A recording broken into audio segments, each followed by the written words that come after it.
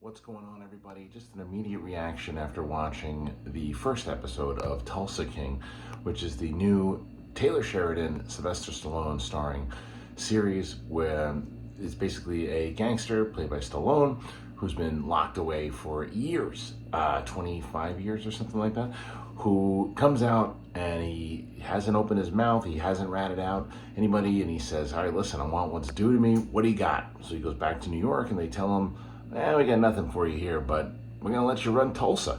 And he's like, what the fuck is Tulsa? Basically what he says. And he's got to find a way to make some money in Tulsa. And that's what basically the pilot is all about. And I really enjoyed it. I did. I thought that there's only one particular storyline that happens at the end, and I was like, oh, that's a little convenient. But other than that, it's enjoyable. I was wondering if it was going to have like a Get Shorty feel to it, and kind of, but not. The tone is a little bit more serious. Even though you have somebody like a Martin Short, it's light also. It's not like super dark, and I don't want to say super dark, but even though Breaking Bad and The Sopranos had comedy in it for sure, but this is lighter than those. But it's not goofy.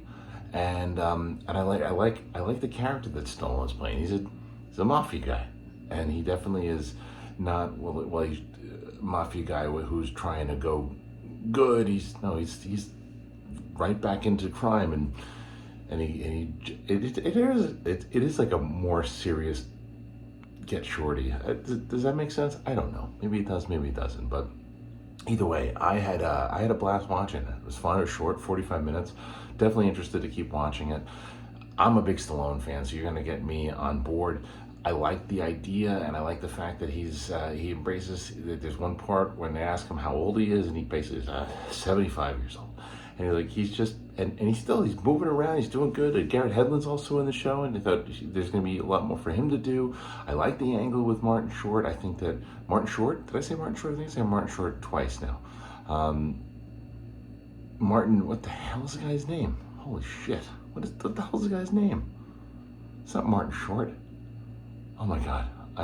You know who I'm talking about. And I was almost going to hit the stop button to do it again. It's oh my God, the guy from Spider-Man. You're screaming at me right now. You're yelling at me. I'm gonna hit the button. I'm gonna hit this button at the end of it.